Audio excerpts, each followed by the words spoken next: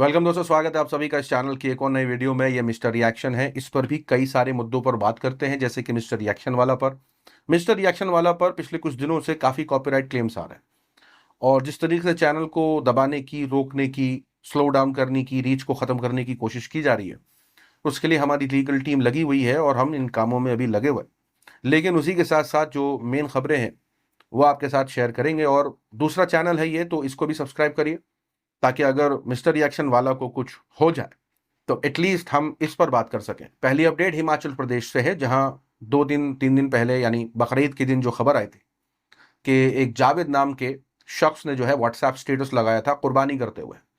और उसके बाद हुआ यह था कि हिंदू संगठन के कुछ लोगों ने उसकी दुकान, जो कि कपड़े की दुकान थी, वहां जाकर के तोड़ फोड़ करी थी। ये खबर तो आपको पता चली होगी। सिर्फ उतना ही नहीं, इस खबर के बाहर आने के बाद ये भी खबरें आ रही थी लोकल नेताओं की तरफ से, जो इलाके के मुस्लिम नेता हैं।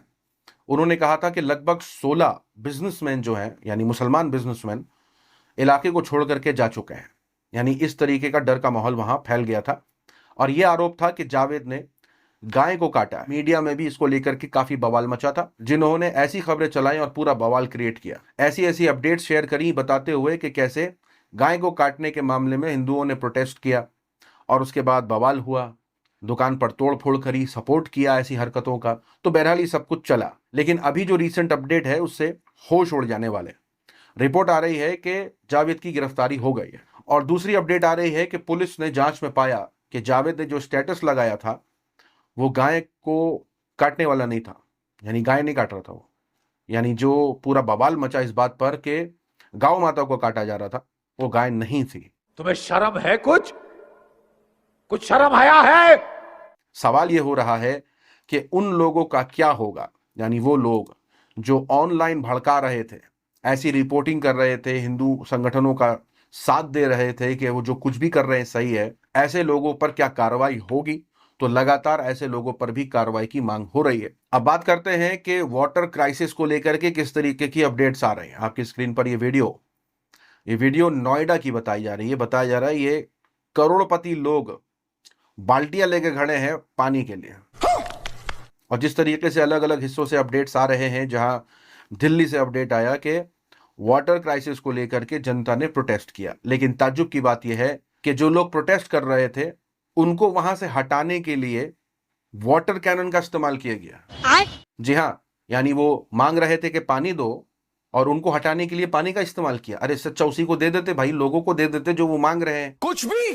बिग बॉस में घुसने के बाद कई लोगों की पोल भी खुल रही है, भारी बेइज्जती भी हो रही है। एलविश यादव अपने साथी लव कटारिया का सपोर्ट कर रहे थे। सपोर्ट करते करते वीडियो जारी करके कहते हैं कि इस बार मल्हान फैमिली की तरफ से भी किसी को होना चाहिए। वो ट्रिगर्ड इंसान की बात करते हैं। वो इसलिए कहते हैं कि किसी को तो रनर अप में रहना चाहिए। इसका ट्रोल का जवाब देते हुए फुकरा इंसान जवाब देते हैं कि अरे एलविश भाई, निश्चय को तो सरकार की तरफ से अवार्ड मिला है, आपको क्या मिला है? अच्छा बात नहीं है।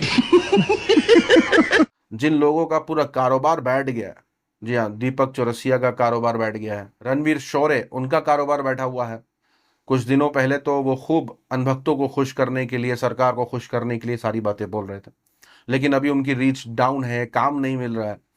अब वो आए हैं और बेइज्जती इस लेवल पर हो रही है कि एक कंटेंट क्रिएटर, क्योंकि इस बार ओटीटी में, बिग बॉस ओटीटी में कई कंटेंट क्रिएटर्स हैं, तो एक कंटेंट क्रिएटर ने उनसे पूछ लिया कि आप क्या करते हैं। मतलब एक अलग ही बेइज्जती है कि पूछ लिया आप करते क्या है, मतलब पता भी नहीं वो एक्टर है।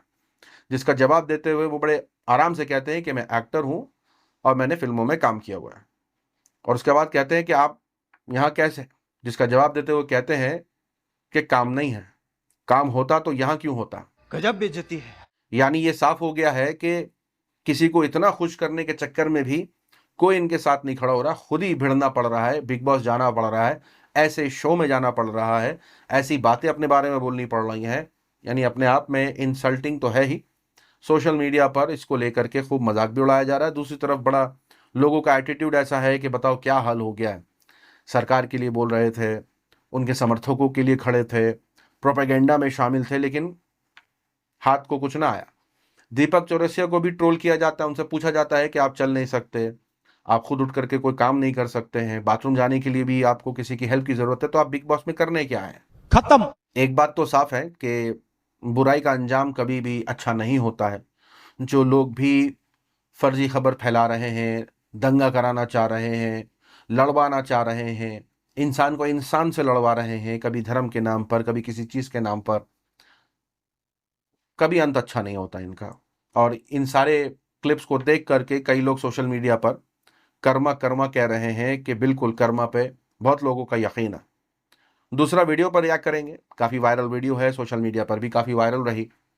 और जिस तरीके से यूपी के एक मुसलमान शख्स ने जिस तरीके से ये बातें कही, सुनते हैं। हम सिर्फ ये कह रहे हैं कि भंवर जब भी डुबोएगा उभारा दे के मारेगा।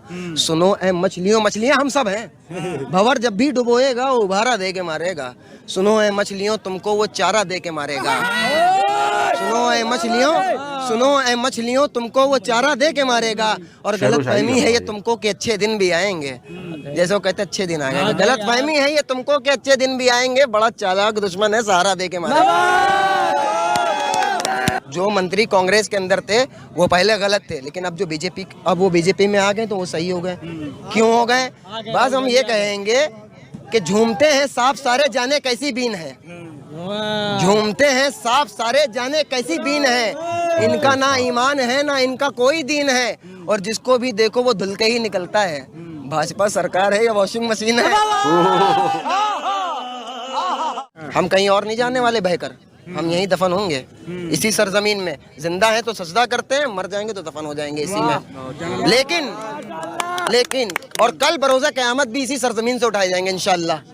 लेकिन हम एक बात कहेंगे, आप कह रहे सब बेटी बचाओ बेटी पढ़ाओ, सबका साथ सबका विकास। रेप नहीं हो रहे हैं भाई, रेप नहीं हो रहे हैं? रेप हो रहे हैं, अभी हो रहे हैं, अभी भी हो रहे हैं।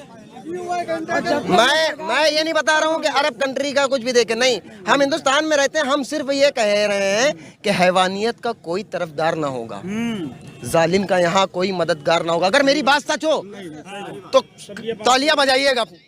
हाँ, अगर सच हो। हम ये नहीं कह रहे कि इस्लाम का कानून लगा दीजिए, आप ये कर दीजिए, नहीं, इंडिया है भाई।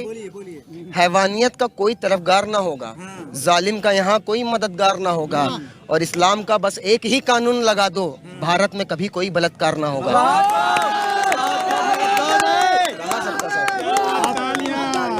आप इस्लामिक कानून की बात करते हैं और वो हिंदू राष्ट्र नहीं, अरे भाई, हम इस्लामिक कानून, हमने क्या, मैंने अपनी राय रखी है, मैं नहीं कह रहा इस्लामिक कानून। भाई ये संविधान से चलेगा, इस्लामिक कानून से नहीं चलेगा। और हमसे पूछते हैं कि तुम संविधान को मानते हो या कुरान को मानते हो? तो अगर आप हमसे पूछेंगे तुम संविधान को मानते हो कुरान को, तो मैं सीना ठोक के कहूंगा मैं कुरान को मानता हूं, क्योंकि मेरे कुरान ने इजाजत दी है संविधान को मानने की। मेरे कुरान ने इजाजत दी है कि मैं अपने हिंदुस्तान से मोहब्बत करूं, क्योंकि मेरे आका हजरत मोहम्मद अरबी सल्लल्लाहु अलैहि वसल्लम ने इजाजत दी है। संविधान और कुरान की बात करते हैं, एक तरफ संविधान रखा जाए और एक तरफ कुरान, तो सबसे पहले आप किसको मानेंगे? मैं कुरान को मानूंगा, क्योंकि मैंने अभी आपसे क्या कहा, कुरान ने संविधान को मानने की इजाजत दी है।